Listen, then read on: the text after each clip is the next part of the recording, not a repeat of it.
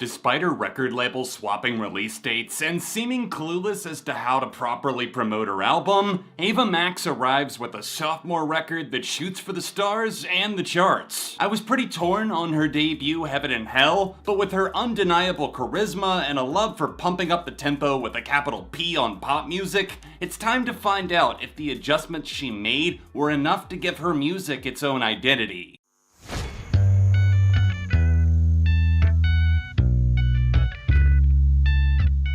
Hey neighbor, welcome back to ARTV. It's time for a review of Diamonds and Dancefloors, the sophomore album by Ava Max, a rising pop star that's actually been around a lot longer than you probably think. Even though I was enormously split on Heaven and Hell, that album had a lot of mixing issues and just some inconsistencies that really got under my skin. I will echo my thoughts from that initial review back in 2020 and say that Ava Max has the potential to be that artist that brings the energy back to pop music. A lot of people seem convinced that Ava Max is an industry plant and that she can't sing live, and I'll admit, a lot of shaky performances were coming out around the time of Heaven and Hell, leading up to it, all of the singles, the hype, but she's gotten a lot better, both in terms of her live control of her voice and also just her stage presence. I found myself snacking on the bops, from Maybe You're the Problem, My Head and My Heart, So Am I, Sweet But Psycho. They were starting to stack up, so I decided to check out Diamonds and Dancefloors on a whim,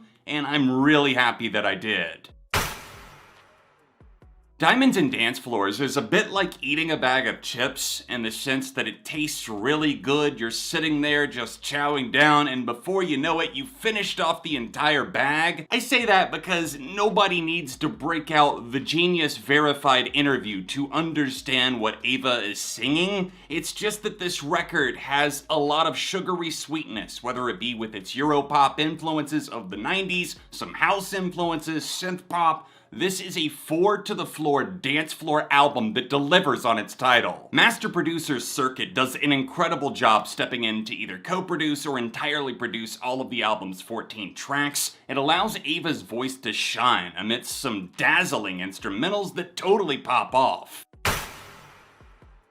The most impressive thing that Ava and her producers capture is the fact that this is a no-skips album, which blindsided me. That's an extremely satisfying feeling to have as a pop fan, that I don't feel that I'm too demanding. I think I'd be a hypocrite to sit back after the complaints and criticisms that I've given over the years, not just to Ava Max, but in general. This is a very fun, beats on the dance floor type of album that doesn't necessarily think very deeply about itself, but Ava Max understood her role both in the world of music, she understood the assignment for the album itself, and delivered almost nothing but bangers. I definitely think a decent amount of songs suffer from the cut it to under 3 minutes thing that so many pop producers are doing these days, and I'm sure it's coming down from the record label because they're trying to appeal to TikTok. The first 4 tracks on the album are all over 3 minutes in length, and wouldn't you know it, these are some of the more entertaining, dazzling, and standout cuts on the entire album, and I think a lot of that has to do with the fact that they give themselves breathing room to actually run on. It's interesting that so many people try to throw her talent under the bus by saying that she's just a Lady Gaga clone, when of course I've heard that influence in her music in the past, but on this album, I would say it's much more in line with Kylie Minogue, Britney Spears, and many other influences of yesteryear, the 90s and the 2000s,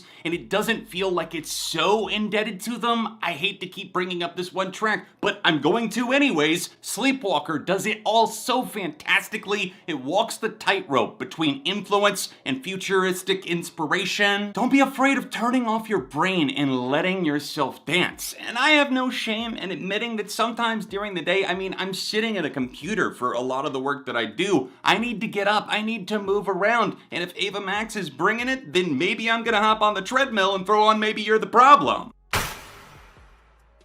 Diamonds and Dancefloors kicks open the door to a nocturnal Europop discotheque led by its rampaging title track that is ridiculously sticky with some fantastic vocals and aces production. Every time it feels like this album is coming undone, it finds its way back onto the tracks, despite there being bumps in the road, like In the Dark. I don't find that to be a very original song. It feels very sanitized and safe, and others like Last Night on Earth just don't have much of a personality to them. We get past those. It starts off with 4 absolute bangers, and we have other cuts like One of Us that are just kind of flipping the script. I didn't necessarily see the plot twist coming that she was actually the issue in this relationship or scenario. Get Out of My Heart does a great job with some buzzing synths and really builds up the tension, and I think she sells the overall message really well, and this one is not leaving my head anytime soon. And I'm also getting good vibes from Hold Up, Wait a Minute, which is just a throwback bop and a half, and also $1 Million Baby, which is a song that was released as a single, but I've kept coming back to in the months since then. Overall, Diamonds and Dancefloors isn't gonna shatter anyone's worldview, but this is an album that I could see bringing people together in some ways, because it's not too overtly crass, it's not political, it's not divisive, it's 4 on-the-floor pop music driven by its influences of Europop, Eurodance, and also other various melodies of synthpop and other stylings of electronic pop. I'm going to give this album a strong 4 out of 5. What did you guys think about Diamonds and Dancefloors? Let me know in the comments section down below, and hit that like button. Remember, it's all just my opinion, so I would love to hear yours. If you want to see my take on Heaven and Hell, then tap here for a recent review, and I will see you soon for more on ARTV.